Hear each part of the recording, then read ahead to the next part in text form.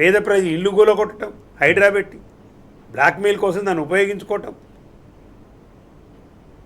లగచర్ల కాంచి మొదలు పెడితే వెలుగుమట్ల దానికి మీరు చేసింది ఏందండి? ఇల్లు కట్టకపోతే ఇన్ని ఇందిరామిల్ల సంగతి దేవుడు ఎరుగు. అసలు ఉన్న ఇల్లు కూలగొడతా అంటున్నావు కదా. ఇది కదా ప్రజలు ఇవాళ సమాజం, తెలంగాణ సమాజం మొత్తం ఎదుర్కొంటున్న సమస్య. అట్టుడికి పోతుంది సమాజం మొత్తం ఇవాళ, ప్రతి వర్గం నుంచి ఎవరిని కదిలిచ్చినా కానీ. ఇలా కేటీఆర్ గారు పోతున్న సభలు, ఆ యువజన సంగ్రామం కావచ్చు, నిన్న ఇందిరా పార్క్ దగ్గర చేసిన ధర్నా కావచ్చు, వేలాది మంది యువకులు వాలంటరీగా వాళ్ళే వచ్చి వాళ్ళతోనే మాట్లాడిపించండి కేటీఆర్ గారు. బీఆర్ఎస్ నాయకులు ఎవరు మాట్లాడే ఒక్క కేటీఆర్ గారు తప్పితే. వాళ్ళ యొక్క ఆవేదన, స్కూటీలు ఇస్తానంటివి, 5 లక్షల భరోసా కార్డు అంటివి, 4,000 నిరుద్యోగ భృతి అంటివి. ఏ యువతనైతే నువ్వు బ్లాక్మెయిల్ చేసి వాడుకున్నావు రాజకీయాల కోసం రేవంత్ రెడ్డి, ఇవాళ అదే యువత నీకు ఇవాళ నెత్తిన పెట్టి నిన్ను కథం చేసే పరిస్థితి వచ్చింది. అలా పాతాళానికి దొక్కే పరిస్థితి వచ్చింది. అలా నిన్ను నెత్తినెక్కించుకొని తప్పు చేసినాం, ఇవాళ వీళ్ళు పాతాళానికి తొక్కాలనే నిర్ణయానికి వచ్చేసారు వాళ్ళు ఆల్రెడీ. ఈ రకమైన సమాజం, తెలంగాణ సమాజం మొత్తం ఇవాళ కాంగ్రెస్ పార్టీ మీద, కాంగ్రెస్ ప్రభుత్వం మీద, వీళ్ళు చేసిన మోసాల మీద అట్టుడికి పోతున్నారు. ఒక యుద్ధ బేరి మోగించడానికి సిద్ధమైపోయింది. ఇలా రైతులు చేసిన ధర్నాలు కావచ్చు, కరెంటు గురించి, యూరియా గురించి, యాపని చెప్పి నువ్వు అక్కడ యూరియా సప్లై చేయకపోవడంలో మహిళా రైతులు ఆగ్రహిస్తున్న విధానం కావచ్చు, పేద ప్రజలు ఇల్లు గొలగొడితే వాళ్ళు తిరుగుబాటు చేస్తున్న విధానం కావచ్చు. ఇలా ఒకవేళ తెలంగాణ భవనానికి ఒక జనతా గ్యారేజ్ లాగా అయిపోయింది. మరి మీరు చేసిన మంచి కార్యక్రమంలో మీ దగ్గర రావాలి కదా. బీజేపీ ఆఫీస్ ఓట్లేరు, కాంగ్రెస్ ఆఫీస్ గాంధీ భవన్ ఓట్లేరు, ఇక్కడికే వస్తున్నారు బాధితులు అంతా. కేటీఆర్ దగ్గర కేసీఆర్ గారి నాయకత్వంలో సిద్ధమవుతున్నారు కొట్లాడటానికి.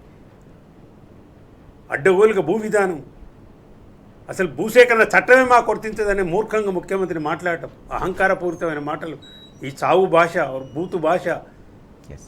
ఇదొక పరిపాలన, ఇదొక మంత్రివర్గం అన్నది లేదు. అందుకే చెప్పింది కేటీఆర్ గారు, ఇది సర్కార్ లాగా లేదు, కేవలం సర్కస్ లాగా ఉంది అని. అక్రమ దోపిడీ, సంపాదన, అవినీతి సంపాదన పంచుకోవడంలో పంచాయతీలు ఇవి తప్పితే అసలు ప్రజలు అనేటోళ్ళు తెలంగాణలో మమ్మల్ని అధికారం ఇచ్చింది పరిపాలించడానికని సోయిలేని పరిపాలన ఇవ్వాలి ముఖ్యమంత్రి ఆధ్వర్యంలో. మిగతా మంత్రిమండలి కూడా గట్లే బానిసలు అయిపోయారు. ఒక్కడు మాట్లాడాడు. అరే మనకి హామీలు ఇచ్చిన మీద కట్టర్ కాంగ్రెస్ వాదం చెప్పుకుంటున్న కూడా ఇలా బానిసల్లాగా ఏం మాట్లాడుతున్నారో అర్థం కావట్లేదు. రేవంత్ రెడ్డి ఏం చేస్తుంది అంటే ఇదే రేవంత్ రెడ్డి మాట్లాడిన మాటలే ఇవాళ అడుగుతున్నారు, వేరే ఏం అడుగుతలే వాళ్ళు.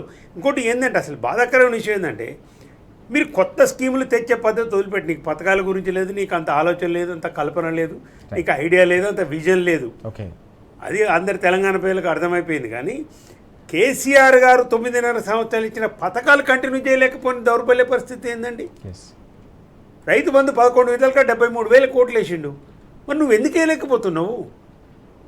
కరెంట్ 24 గంటలు ఇచ్చిండు, ఇవాళ కరెంట్ ఎందుకు పోతుందని రైతులు అడుగుతున్నారు. అరే ఎక్కడో ఉన్న గోదావరి నీళ్ళని మా సూర్యాపేట తీసుకొచ్చి రావిచెరువు నింపిన పెన్పాట మండలానికి 450 కిలోమీటర్లు.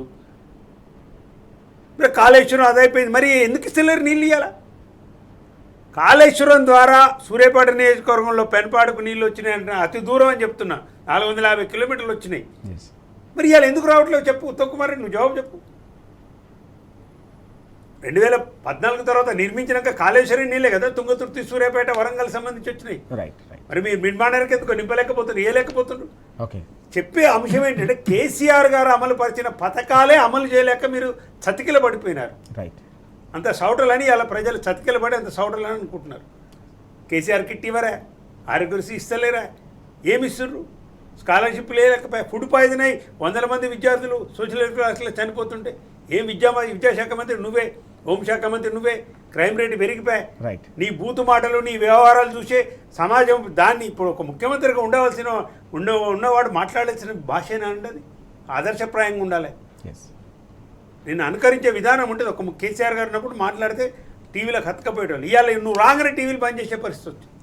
కాబట్టి రాబోయే కాలంలో కేటీఆర్ గారు చెప్పినట్టు RRR అనేది రిగ్రెట్ సంబంధించి రీకాల్, రిగ్రెట్, రివోల్ట్ అనేది ఖచ్చితంగా జరుగుతుంది మనకు.